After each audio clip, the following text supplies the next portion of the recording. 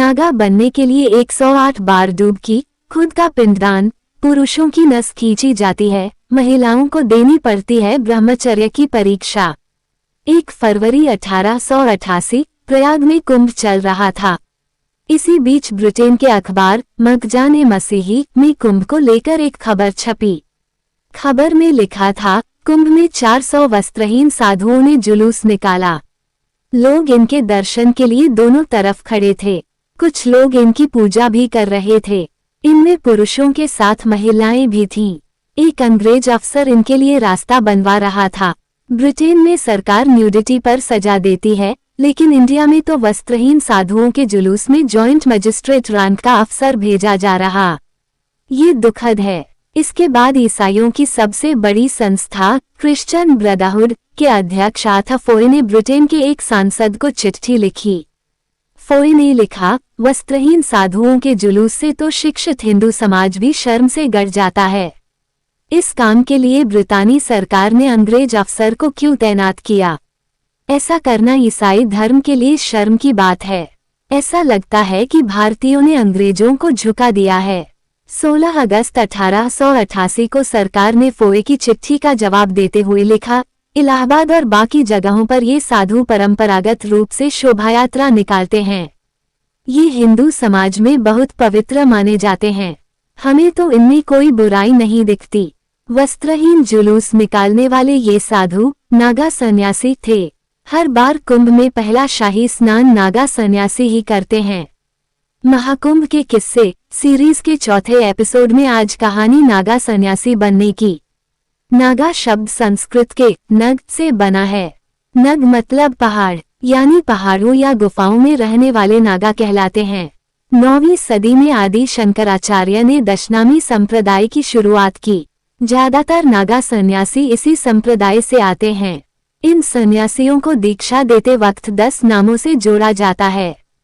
ये 10 नाम है गिरि, पुरी, भारती, वन, अरण्य, पर्वत, सागर, तीर्थ, आश्रम और सरस्वती। इसलिए नागा साधुओं को दशनामी भी कहा जाता है। नागा सन्यासी 2 तरह के होते हैं, एक शास्त्रधारी और दूसरा शस्त्रधारी। दरअसल मुगलों के आक्रमण के बाद सैनिक शाखा शुरू करने की योजना बनी। शुरुआत में कुछ नागा साधुओं ने इसका ये कहते हुए विरोध किया कि वे आध्यात्मिक हैं, उन्हें शस्त्र की जरूरत नहीं। बाद में श्रृंगेरी मठ ने शस्त्र अस्त्र वाले नागा साधुओं की फौज तैयार की। पहले इसमें सिर्फ क्षत्रिय शामिल होते थे, बाद में जातियों का बैरियर हटा दिया गया। ऐसा माना जाता है कि 9वीं सदी में आदि शंकराचार्य ने दशनामी संप्रदाय की शुरुआत की थी। ज्यादातर नागा सन्यासी इसी संप्रदाय से आते हैं। सोर्स कुंभ, ऐतिहासिक वांग्मय। नागा बनने की 3 स्टेज। अखाड़े वाले घर जाकर करते हैं पड़ताल। आमतौर पर नागा बनने की उम्र 17 से 19 साल होती है।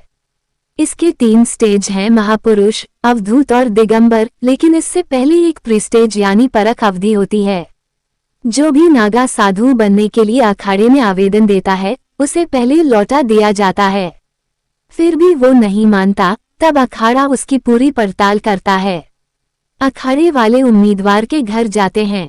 घर वालों को बताते हैं कि आपका बेटा नागा बनना चाहता है। घर वाले मान जाते हैं तो उम्मीदवार का क्रिमिनल रिकॉर्ड देखा जाता है। इसके बाद नागा बनने की चाह रखने वाले व्यक्ति को एक गुरु बनाना होता है और किसी अखाड़े में रहकर 2-3 साल सेवा करनी होती है। वरिष्ठ सन्यासियों के लिए खाना बनाना, उनके स्थानों की सफाई करना, साधना और शास्त्रों का अध्ययन करना इनका काम होता है। वही एक टाइम ही भोजन करता है। काम वासना, नींद और भूख पर काबू करना सीखता है। इस दौरान ये देखा जाता है कि वो मोह माया के चक्कर में तो नहीं पड़ रहा। उसे घर परिवार की याद तो नहीं आ रही। अगर कोई उम्मीदवार भटका हुआ पाया जाता है तो उसे घर भेज दिया जाता है। पहली स्टेज महापुरुष, गुरु प्रेम कटारी से शिष्य की चोटी काटते हैं। जो परख अवधि में खरा उतरता है, उसे वापस संसारी दुनिया में लौटने की सलाह दी जाती है। फिर भी वह नहीं लौटता है तो उसे संन्यास जीवन में रहने की प्रतिज्ञा दिलाई जाती है। उसे एक महापुरुष घोषित करके पंच संस्कार किया जाता है। पंच संस्कार यानी शिव, विष्णु, शक्ति, सूर्य और गणेश को गुरु बनाना पड़ता है। अखाड़े की तरफ से इन्हें नारियल, भगवा वस्त्र, जनेऊ, रुद्राक्ष, भभूत सहित नागाओं के प्रतीक और आभूषण दिए जाते हैं। इसके बाद गुरु अपनी प्रेम कटारी से शिष्य की शिखा यानी चोटी काट लेते हैं। इस मौके पर शीरा और धनिया बांटा जाता है। प्रयाग के कुंभ में नागा साधु बनने वाले को नागा, उज्जैन में खूनी नागा, हरिद्वार में बर्फानी नागा और नासिक में खिचड़िया नागा कहा जाता है। दूसरी स्टेज अवधूत, जीते जी खुद का पिंडदान, 108 डुबकियां लगानी पड़ती हैं। महापुरुष को अवधूत बनाने के लिए सुबह 4 बजे उठाया जाता है। नित्य कर्म और साधना के बाद गुरु इन्हें लेकर नदी किनारे पहुंचते हैं। उसके शरीर से बाल हटाकर नवजात बच्चे जैसा कर देते हैं। नदी में स्नान कराया जाता है। वो पुरानी लंगोटी छोड़कर नई लंगोटी धारण करता है। इसके बाद गुरु जनेऊ पहनाकर दंड, कमंडल और भस्म देते हैं। इलाहाबाद यूनिवर्सिटी के प्रोफेसर धनंजय चोपड़ा अपनी किताब भारत में कुंभ में लिखते हैं, महापुरुष नागाओं को 3 दिन तक उपवास रखना होता है। फिर वो खुद का श्राद्ध करता है। उसे 17 पिंड दान करने होते हैं, 16 अपने पूर्वजों के और 17वां पिंडदान खुद का। इसके बाद वह सांसारिक बंधनों से मुक्त हो जाता है। वह नया जीवन लेकर अखाड़े में लौटता है। इसके बाद आधी रात में विरजा यानी विजया यज्ञ किया जाता है। गुरु एक बार फिर महापुरुष से कहते हैं कि वो चाहे तो सांसारिक जीवन में लौट सकता है। जब वो नहीं लौटता तो यज्ञ के बाद अखाड़े के आचार्य, महामंडलेश्वर या पीठाधीश्वर महापुरुष को गुरुमंत्र देते हैं। इसके बाद उसे धर्म ध्वजा के नीचे बैठाकर ओम नमः शिवाय का जाप कराया जाता है। अगले दिन सुबह 4 बजे महापुरुष को फिर गंगा तट पर लाया जाता है। 108 डुबकियां लगवाई जाती हैं। इसके बाद दंड कमंडल का त्याग कराया जाता है। अब वो अवधूत सन्यासी बन जाता है। इस 24 घंटे की प्रक्रिया में उसे उपवास रखना होता है। नागा बनने के लिए 17 पिंडदान करने पड़ते हैं, 16 अपने पूर्वजों के और 17वां पिंडदान खुद का। तीसरी स्टेज दिगंबर, जननांग की नस खींची जाती, कुंभ में शाही स्नान के बाद बनते हैं नागा। भारत में महाकुंभ किताब के मुताबिक अवधूत बनने के बाद दिगंबर की दीक्षा लेनी होती है। ये दीक्षा शाही स्नान से 1 दिन पहले होती है। ये बेहद कठिन संस्कार होता है। इस दौरान गिने चुने बड़े साधु ही मौजूद रहते हैं। इसमें अखाड़े की धर्म ध्वजा के नीचे उसे 24 घंटे बिना कुछ खाए पिए व्रत करना होता है। इसके बाद तंगतोड़ संस्कार किया जाता है। इसमें सुबह 3 बजे अखाड़े के भाले के सामने आग जलाकर अवधूत के सिर पर जल छिड़का जाता है। उसके जननांग की एक नस खींची जाती है। साधक नपुंसक बन जाता है। इसके बाद सभी शाही स्नान के लिए जाते हैं। डुबकी लगाते ही ये नागा साधु बन जाते हैं। 4 जगह लगने वाले कुंभ में जगह के हिसाब से इन नागा साधुओं को अलग अलग नाम दिए जाते हैं। प्रयाग के कुंभ में नागा साधु बनने वाले को नागा, उज्जैन में खूनी नागा, हरिद्वार में बर्फानी नागा और नासिक में खिचड़िया नागा कहा जाता है। साल 2013 प्रयाग कुंभ के दौरान अपने शिविर में मोबाइल फोन पर बात करते हुए नागा साधु महिलाओं को ब्रह्मचर्य की परीक्षा पास करने में 10-12 साल लग जाते हैं। महिलाएं भी नागा साधु बनती हैं। महिला नागा साधु को नागिन, अवधूतनी या माई कहा जाता है। ये वस्त्र धारण करती हैं। हालांकि कुछ चुनिंदा महिला नागा वस्त्र त्याग कर भभूत को ही वस्त्र बना लेती हैं। जूना अखाड़ा देश का सबसे बड़ा और पुराना अखाड़ा है। ज्यादातर महिला नागा इसी से जुड़ी हैं। 2013 में पहली बार इससे महिला नागा जुड़ी थीं।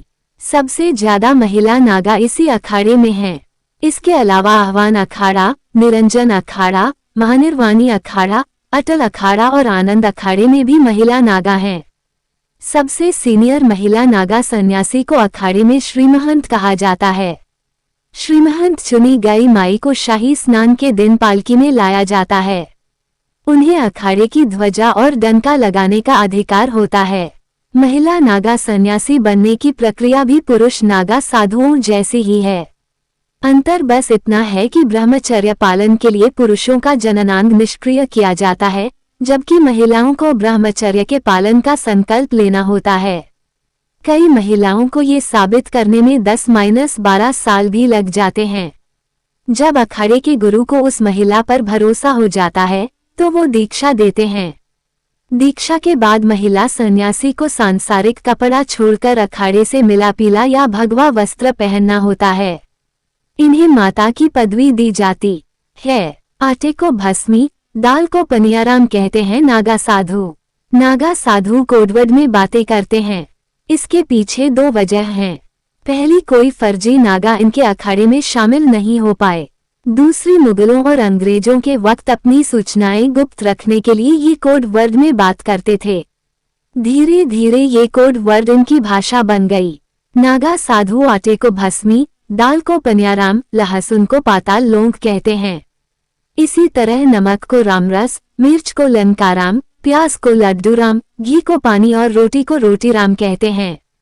अखाड़ों में जो बैठक होती है उसे चेहरा कहा जाता है।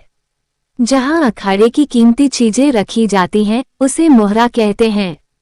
चेहरा और मोहरा आमने सामने होते हैं। 40वें दिन होता है अंतिम संस्कार का भोज। जब किसी साधु का निधन हो जाता है तो उसकी देह को सीधी स्थिति में बैठाने के लिए एक लकड़ी का ढांचा बनाया जाता है। फिर एक ढाक खोदकर समाधि दे दी जाती है। समाधि के समय मुंह पूर्व या उत्तर पूर्व की ओर होता है। काशी, प्रयाग, हरिद्वार में धनी नागाओं को पत्थर बांधकर गंगा में प्रवाहित कर दिया जाता है। नागा के निधन के 40वें दिन सामूहिक भोज होता है जो एक बड़े भंडारे जैसा होता है। नागा और वैरागी आपस में भिड़े। अंग्रेजों ने नागाओं को पहले स्नान का अधिकार दिया। यदुनाथ सरकार अपनी किताब the history of Dashnami Naga sannyasis में लिखते हैं, कुंभ में पहले स्नान करने को लेकर हमेशा से विवाद होते रहे हैं। नागा साधुओं और वैरागी साधुओं के बीच खूनी जंग हुई है। 1760 के हरिद्वार कुंभ के दौरान पहले स्नान को लेकर नागा और वैरागी आपस में लड़ गए। दोनों ओर से तलवारें निकल आईं। सैकड़ों वैरागी संत मारे गए। 1789 के नासिक कुंभ में भी फिर यही स्थिति बनी और वैरागियों का खून बहा। इस खून खराबे से परेशान होकर वैरागियों के चित्रकूट खाकी अखाड़े के महंत बाबा रामदास ने पुणे के पेशवा दरबार में शिकायत की। 1801 में पेशवा कोर्ट ने नासिक कुंभ में नागा और वैरागियों के लिए अलग अलग घाटों की व्यवस्था करने का आदेश दिया। नागाओं को त्रयंबक में कुशावर्त कुंड और वैष्णवों को नासिक में रामघाट दिया गया। उज्जैन कुंभ में वैरागियों को शिप्रा तट पर रामघाट और नागाओं को दत्तघाट दिया गया। इसके बाद भी हरिद्वार और प्रयाग में पहले स्नान को लेकर विवाद जारी रहा। कुंभ पर अंग्रेजों के शासन के बाद तय किया गया कि पहले शैव नागा साधु स्नान करेंगे, उसके बाद वैरागी स्नान करेंगे। इतना ही नहीं, शैव अखाड़े आपस में ना लड़ें, इसलिए अखाड़ों की सीक्वेंसिंग भी तय की गई। तब से लेकर आज तक यही परंपरा चल रही है।